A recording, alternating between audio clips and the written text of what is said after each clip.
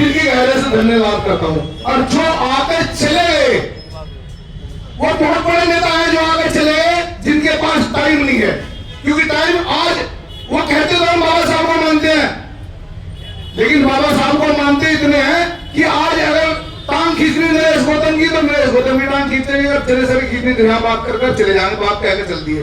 वो जाने वालों के लिए मैंने एक बार इससे 1 साल पहले प्रोग्राम था पंचवटी गार्डन में, मैंने कहा था जो आदमी मुख्य अतिथि या बाद में कोई भी आदमी कार्यक्रम का अध्यक्षता कर रहा हो, अगर उस तक बैठने का कार्यक्रम है, आपकी इच्छा है तो बैठो। जो बोल कर जाने वाला आदमी है वो आपके लिए भी घातक है, पार्टी के लिए भी घातक है, क्योंकि कारण है उसका।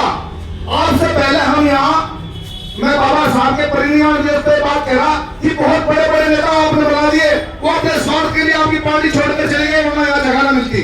दोष देना तो उन लोगों को टाइम पर पार्टी छोड़कर भागे जिन्होंने सब कुछ खाया। जो आज संगठन के लोग अगर पार्टी चलाने का यहाँ काम करे, अपने बच्चे अपने परिवार अपना काम छोड़कर पार्टी चलाने का काम करे, उनका तो धन्यवाद करना चाहिए, उनका उत्साह बढ़ाना चाहिए आप लोगों को, बजाय उनकी तरफ कमी काम नहीं हो जाए।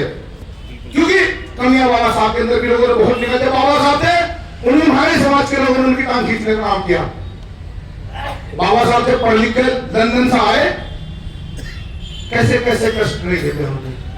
बाबा साहब जब पढ़ते थे लंदन में तो उनका हर आदमी मोहब्बत करता था उनसे, वहां का लंदन का हर आदमी उनसे प्यार करता था, चपरासी से लेके और चांसलर तक उनका सम्मान करता था। बाबा साहब ने सोचा कि मैंने डिग्री प्राप्त कर ली, हो सकता है ये लोग मेरा सम्मान कर रहे तो मेरा सम्मान मेरे देश के अंदर भी होगा। लेकिन जब स्टेशन पर बाबा साहब आए, 2 बड़े बड़े बैग लेकर तांगे में बैठे, और तांगे वाला जब तक बाबा साहब के बारे में नहीं पता किया, अपने वो सीट साफ करी, बिठाया और बिठा कर चल दिए। रास्ते में जब चले तो उन्होंने पूछा, आप साहब आप कौन सी रियासत के राजकुमार?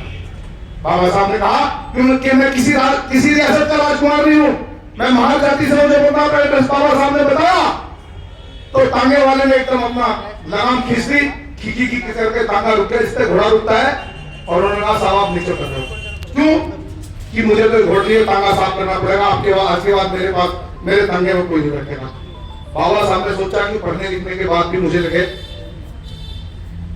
पढ़ने लिखने के बाद भी इन लोगों ने मुझे नहीं समझा। जब घर गए तो बड़े उदास थे। बाबा साहब की बहन ने पूछा भाई क्यों उदास है, तो बाबा साहब ने बताया।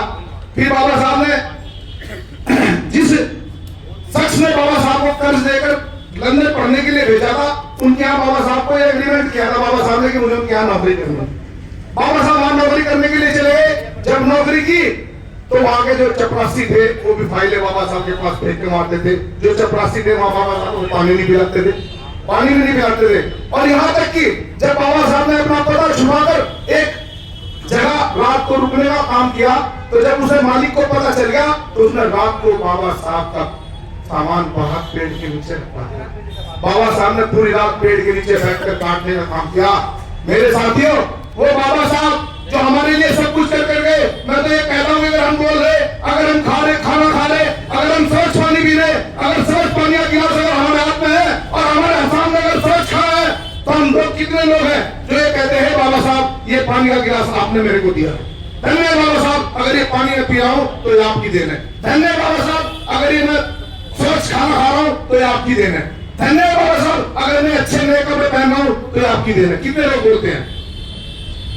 साथियों, अगर आप बोलोगे तो कहीं ना कहीं बाबा साहब की जो वेश किरणें मंडल में यूनिवर्स में जो किरणें हैं वो आप तक पहुंचेंगी बाबा साहब। तो बाबा साहब के बारे में जितना बोलो इतना कम है, जितना कहो उतना कम है। बाबा साहब ने उस पेड़ के नीचे बैठकर एक शपथ ली थी कि आज मैं पढ़ने लिखने के बाद भी मेरा ये हाल है, मेरी ये दशा है, लेकिन अगर मेरा जो समाज है जो अनपढ़ है उनका क्या हाल होगा। साथियों, अगर कोई और होता तो लंदन में जहां बाबा साहब को प्यार मिला, सोचो कि बाबा साहब ये देश छोड़कर अगर लंदन चले जाते तो फिर क्या होता। सोचो, एक अकेले बाबा साहब ने पूरे देश सुधार दिया, एक अकेले बाबा साहब ने पूरा देश सुधार दिया। ये नहीं कि उन्होंने दलितों का फायदा किया, जितने पिछड़े समाज के लोग अगर सम्मान की जिंदगी जी रहे तो वो भी बाबा साहब की देन है। यहाँ तक कि अगर हाई कास्ट में ये हमारे जैन साहब जैन जी हैं, अगर हमारी बड़ी भाभी या हमारी बहू या हमारी बहन कोई जैन समाज में भी अगर वो सम्मान की जिंदगी जी रही तो परम पूज्य बोधिसत्व बाबा साहब अम्बेडकर की देन है। महिलाओं को जो समान अधिकार अगर दिया तो बाबा साहब ने दिया। जनता गलत होती, उससे पहले महिलाओं की क्या हालत थी ये सबको पता है। और साथियों, यहाँ इस देश के अंदर दो विचारधाराएं हैं। पहले एक विचारधारा और थी, वो थी कम्युनिस्ट विचारधारा। कम्युनिस्ट की विचारधारा थी और संघ वालों ने किस प्रकार से खत्म करने का काम किया। आज बाबा साहब की विचारधारा है, उस विचारधारा को हमारे बीच से ही, हमारे ही लोगों के बीच से, हमारे लोगों के साथ हमारे बीच भेजकर और उस विचारधारा को, बाबा साहब की विचारधारा को खत्म करने का काम, तो खत्म तो होती नहीं, लेकिन उसे बिखेरने का काम करा जा रहा, उसे टुकड़ों में बांटने का काम किया जा रहा। हमारी आपसे दरखास्त है, जितने लोग हैं वो जिम्मेदारी के साथ अपनी जिम्मेदारी समझकर, जितने लोग हैं जितनी अपनी जिम्मेदारी समझकर एक एक आदमी बाबा साहब की विचारधारा से जुड़कर पार्टी को मजबूत करेगी। क्योंकि अगर बहुजन समाज पार्टी है तो बाबा साहब की विचारधारा जिंदा है। बहुजन समाज पार्टी से पहले, माननीय काशीराम से पहले बाबा साहब की विचारधारा कितने लोग जानते थे? कितने लोग जानते थे?